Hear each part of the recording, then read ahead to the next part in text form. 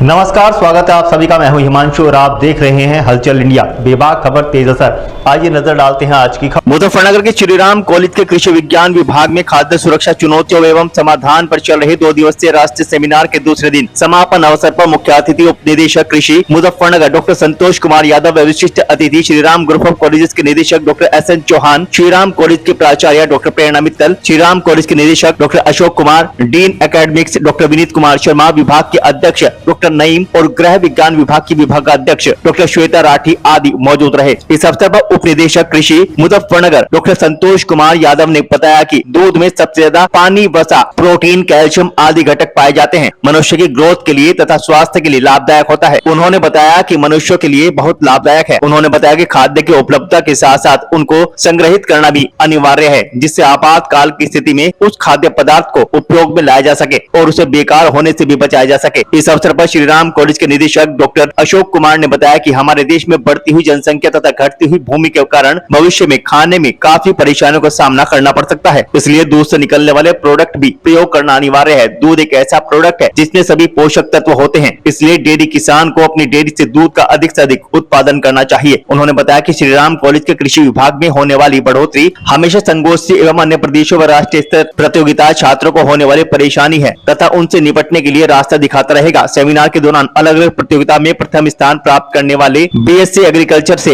अंकिता कुमारी, जिया राज, आंचल कुमारी, निराला कुमार, राहुल कुमार, आदित्य राज, राहुल कुमार, निशिका कुमारी आदि को पुरस्कार प्रदान किए गए। इस 2 दिवसीय कार्यशाला में 250 शोधकर्ताओं ने सफलतापूर्वक बढ़ चढ़ कर हिस्सा लिया, जिसमें 80 product development, 27 poster competition, 5 guest lecture, 55 research paper publish हुए और 15 ओरल प्रेजेंटेशन प्रतिभागियों ने हिस्सा लिया। आज एक इंटरनेशनल कॉन्फ्रेंस ऑर्गेनाइज की गई थी वर्ल्ड फूड डे के अवसर पर, जिससे कि हम पब्लिक में और जो हमारे स्टूडेंट्स हैं उनको हम ये समझा सकें कि जो हमारी फूड सिक्योरिटी है वो कितनी इम्पोर्टेंट है और उसको फूड को सिक्योर करने के लिए हमारे कौन कौन से चैलेंजेस आ रहे हैं और उन चैलेंजेस का हमारे पास क्या क्या सॉल्यूशंस हैं। इस चीज़ के लिए अवेयर करने को स्टूडेंट्स को एक कॉन्फ्रेंस रखी गई थी।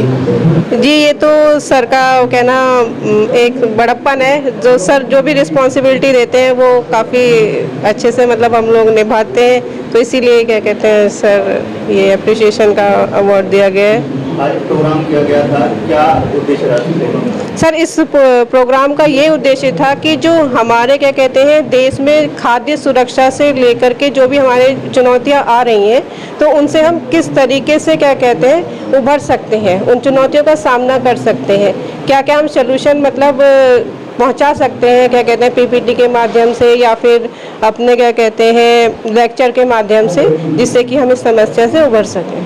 देखिए, ये जो हमारा 2 दिन का एक सेमिनार था, international seminar on world food day, क्योंकि 16 अक्टूबर को वर्ल्ड फूड डे सेलिब्रेट किया जाता है, तो इस उपलक्ष्य में हमने 2 दिन का एक सेमिनार किया था। कल हमारे बच्चों ने, जो कॉलेज के हमारे बच्चे थे, उन्होंने विभिन्न प्रकार के व्यंजन बनाए थे, आपने सब देखा भी है।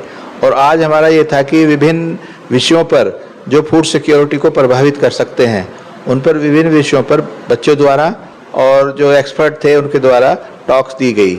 और उसके बाद फिर बच्चों को जो कल के कार्यक्रम थे उनमें जो अवार्ड से उनको जो दिया गया बच्चों को, ये हमारा आज का कार्यक्रम था। तो इस कार्यक्रम में टोटल 56 अवार्ड दिए गए हैं। 15 जो बच्चे थे, 15 फर्स्ट, 15 सेकंड, 15 थर्ड, और बाकी बच्चों को जो फिर हमने कंसोलेशन प्राइज इसमें दिया है। कुल मिला के 56 बच्चों को इसमें हमने अवार्ड दिए हैं। क्या उद्देश्य है प्रोग्राम का जो उद्देश्य मुख्य रूप से ये था कि देखिए, फूड सिक्योरिटी हम कहते हैं कि खाद्य सुरक्षा होनी चाहिए, लेकिन खाद्य सुरक्षा किस प्रकार से हो, क्या क्या इसमें खामियां हैं, जब तक हमें यही पता नहीं चलेंगी तो हम खाद्य सुरक्षा को कैसे पूर्ण कर सकते हैं। मुख्य रूप से हम ये जानते हैं कि खाना मिल गया तो ये खाद्य सुरक्षा हो गई, या हमारा उत्पादन हो गया तो खाद्य सुरक्षा हो गई। नहीं, खाना मिलना भी, वो भी आपका उसमें तत्व होने चाहिए, न्यूट्रिशियस फूड होना चाहिए, तभी उसको हम खाने की श्रेणी में रखेंगे।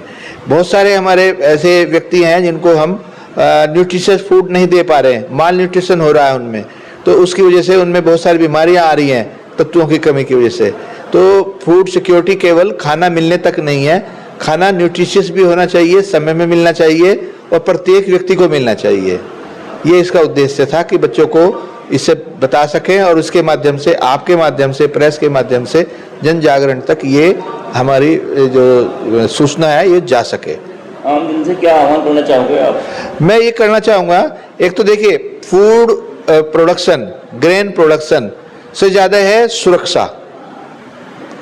वैज्ञानिक उस पर काम कर रहे हैं, किसान उस पर बहुत ज़्यादा मेहनत कर रहे हैं, प्रोडक्शन हम कर रहे हैं, लेकिन हमारा लगभग 12-13% जो अनाज है वो हमारा अच्छी स्टोरेज फैसिलिटी ना होने की वजह से, या समय पे स्टोरेज ना होने की वजह से, या नमी ठीक ना होने की वजह से हमारा वो व्यर्थ हो जा रहा है, बेकार हो जा रहा है। तो ये हो सकता है कि अगर हम इस 12% को घटा के 3%, 2% स्टोरेज लॉस में कर लें तो इतना उत्पादन हमारा स्वतः ही बढ़ जाएगा।